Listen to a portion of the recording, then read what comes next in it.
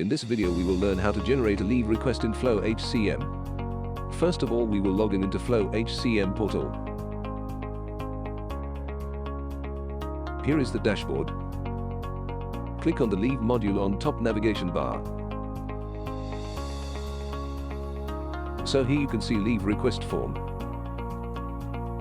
Click on the Apply for Leave button to add a new leave request. Next, select an employee whose leave requisition is to be generated. System will show your leave balance details. Select the leave type and leave duration.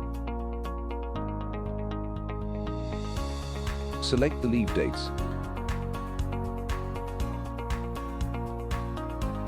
The system will show number days for leave request.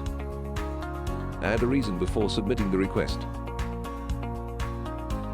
You can attach document as per your requirement. Click on a Submit button to submit your request. System will show a small pop-up indicating that your request is successfully submitted.